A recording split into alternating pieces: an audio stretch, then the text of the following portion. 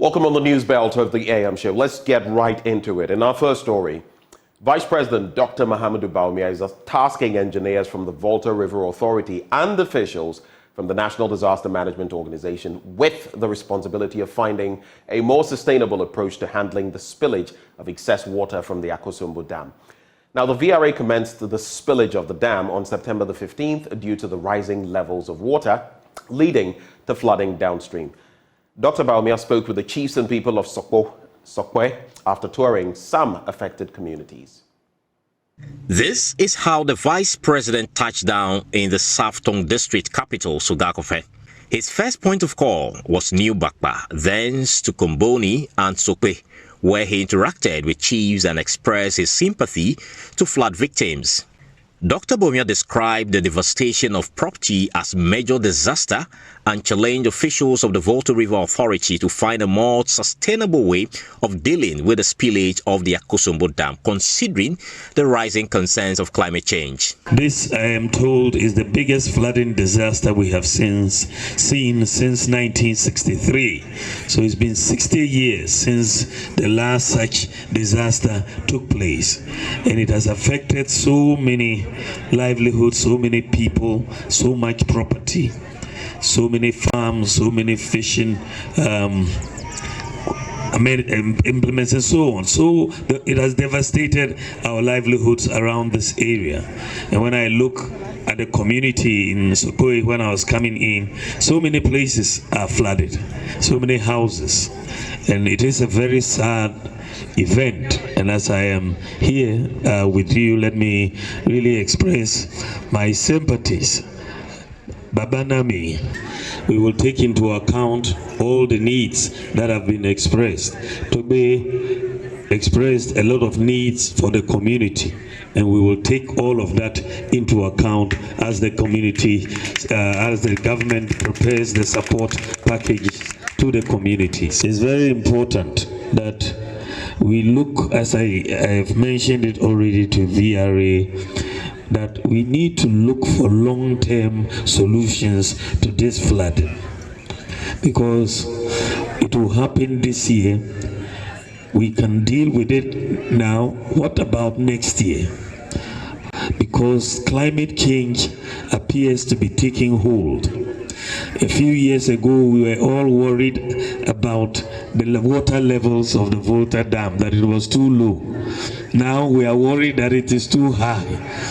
And so we need to look for engineering solutions to the spillage of the water out of the Volta Dam, so that it doesn't affect the communities. Because if we don't look for long-term solutions, we'll have to be dealing with these disasters on a regular basis with climate change. So I've challenged VRA and NADMO to really put their heads together and get the engineers to work and look at how we can build a very efficient way of spilling the water over time. Meanwhile, to add to government efforts, the vice president personally donated a sum of 160,000 Ghana cedis to the 8 affected districts to support relief efforts. Here is the Minister of Information, Kojopo Nkrumah, presenting the cash donation to the chiefs and people of Sokwe. He's been traveling across some of the towns to see for himself the impact of the relief efforts that we are putting in place. As he mentioned, the government support is in various stages. First is the temporary support for our brothers and sisters who have been displaced. And as he mentioned, there are 20 locations where the support is going. And so even this morning, I do understand that part of our relief efforts that were supposed to come here, came here this morning, as they are going to various other locations, and it will be done intermittently as the numbers are monitored, as the days are monitored, and as more support should be coming in that area. In addition to that, His Excellency the Vice President, in his own capacity, as he has been going around, has asked that we make available to the 8 communities or the 8 districts that have been affected by the spillage, his personal contribution of 160,000 Ghana cedis, which we are going to give to the regional minister to be used to support the victims in the 8 districts that have been affected. This is in addition to the government of Ghana support. Reacting to the donation, some traditional leaders of the affected community say more relief items are required. First of all, I would say that we thank the Vice President for passing through, at least to see whatever is going on. We all heard that he made a donation of 60,000, which is for the people of Sope. Honestly, we can't say we wouldn't take it, but it wouldn't be enough for those that have been affected with the spilling. If we look at the community, it's about 5 communities and even more, because yesterday it rained. So the rain had caught even more destruction. So we are now to know where the rain has caused the spillage, and then the rain has caused destruction too. So we don't really say, but what we would do is, if the government will be able to do more for our people, we are not saying we wouldn't take whatever they are giving to us, but we would need more. Instead of giving us pure water, we think it's be manageable for them to give us poly tanks and fill the water, or dig for water to flow than to give us pure water all the time. We can't buy the pure waters they are giving to us because it's not even enough for drinking. With the support of the Volta River Authority and other state agencies, the National Disaster Management Organization is stepping up efforts to reach every affected Ghanaian across the 8 districts. Carlos Caloni, JoyNews. Now, the Dufia of Adidome, Togbe Kosinyi Kakaklolo Ajiman V, is pushing for the establishment of an effective disaster fund that will deal with major crises in the country. He says a fund like that can alleviate the sufferings of affected people.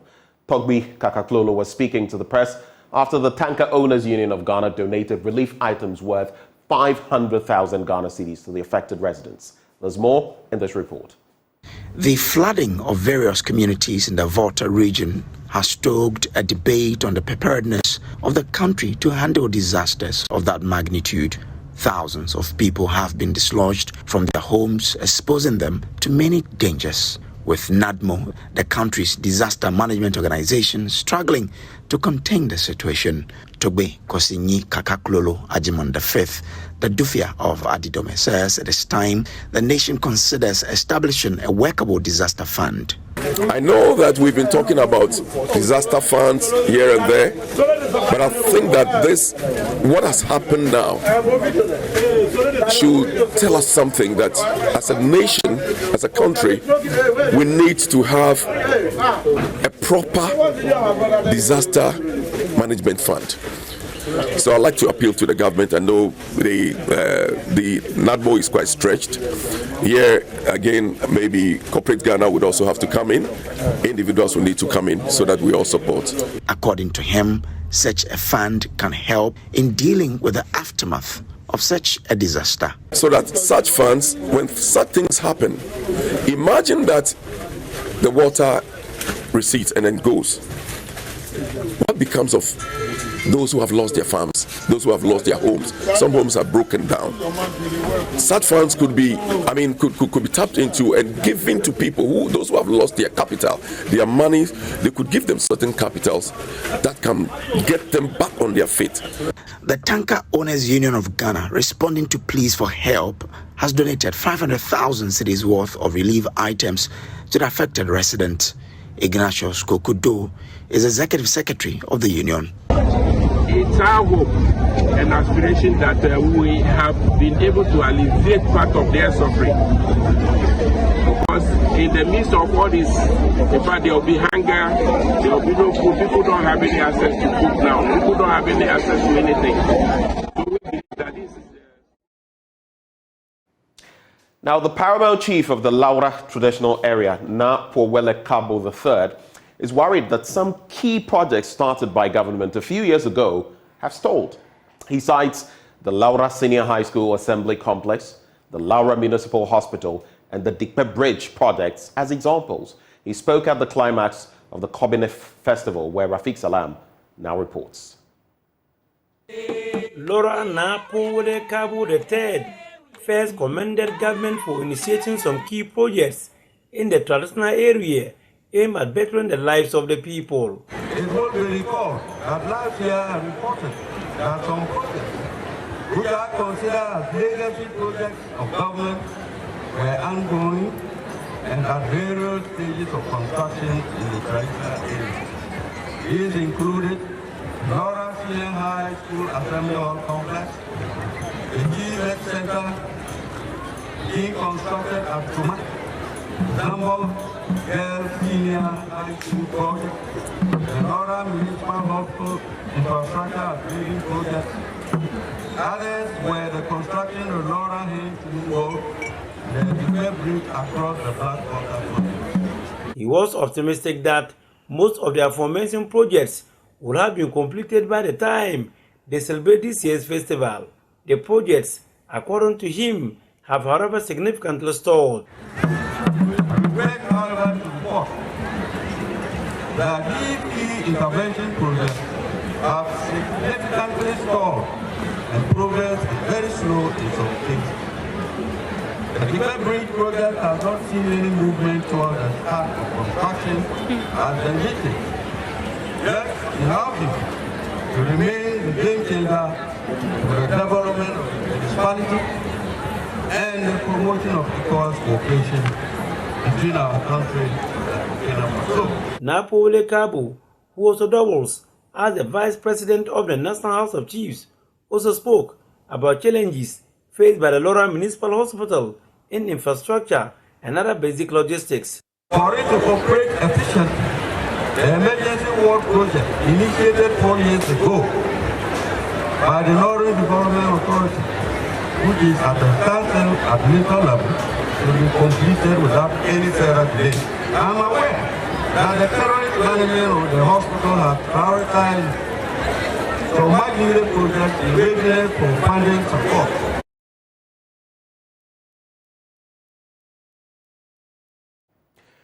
Ghana is set to adopt a national plan on business and human rights to provide a roadmap for proper business conduct, respect for human rights, and good corporate governance. Vice President Dr. Mahmoud Bawumia says this is essential to promote business transparency and reduce corruption. He was speaking at the 14th Biennial Conference of the Network of African National Human Rights Institutions in Accra. The 14th Biannual Conference of Network of African National Human Rights Institutions is a platform for African Network of Human Rights Institutions and other actors to deliberate on the situation of business and human rights in Africa. According to the network, in Africa, communities and individuals whose rights are affected by business-related activities have faced major challenges in accessing timely and effective remedies. Speaking at the event, the Vice President of Ghana, Dr. Mahmoud Bawumia, noted that the plan to adopt a national plan on business and human rights will provide a roadmap for proper business conduct, respect for human rights, and good corporate governance. As national human rights institutions, I entreat you to continue to monitor business operations and continue to investigate allegations of abuses and ensure that victims get needed remedies. The violations that do not get reported but come to your attention through your monitoring and engagements, take all the necessary steps available to you legally and in line with the Paris principles to see to it that they are addressed. The Commissioner of Human Rights and Administrative Justice, Shraj Joseph Whittle, says the Commission is liaising with the Attorney General's Department to ensure compliance on human rights issues in the business arena. The Attorney General put together a steering committee of 18 persons in the public sector, private sector, civil society, a very multi-stakeholder steering committee to start the development of the action plan. They have gone through about all the 16 regions. They've met cross-sections of the public, and at the end of the day, we have a draft which they are currently fine-tuning. I must say that they also met with particular thematic groups, women, youth, disabled, Trade Union Congress, and so many others. So there is now a workable draft that is being finalized before we will then get the state input, and finally it will be validated and launched. Karen Obing's report read to you.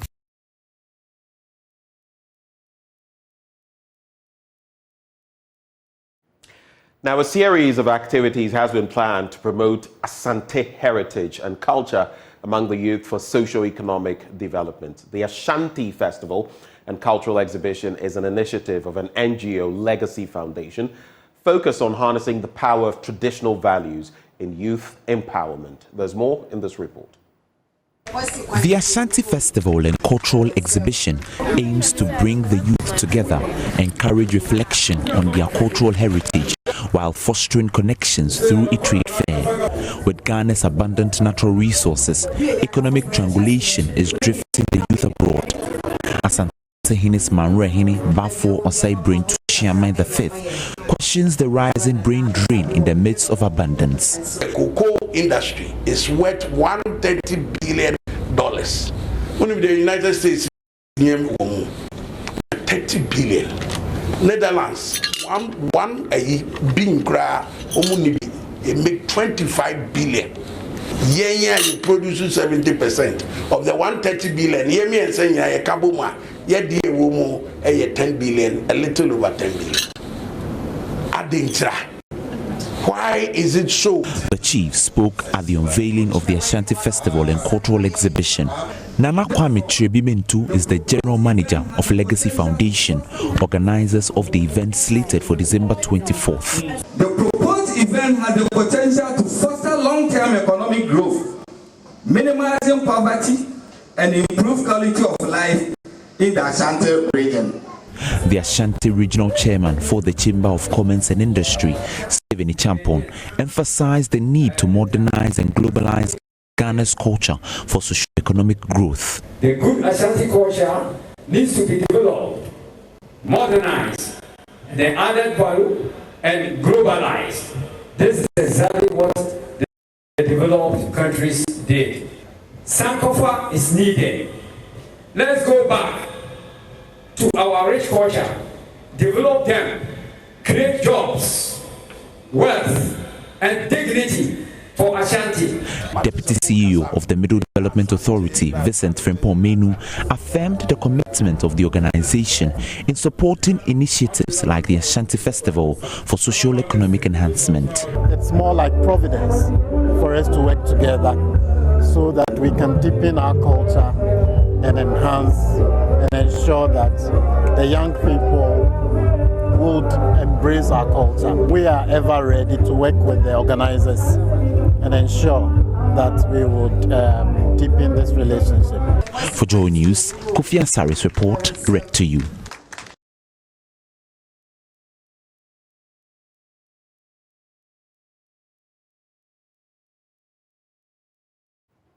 That's our recap of the news this morning. Thank you so much for staying, but we'd love it if you stayed further for the news review. Up next.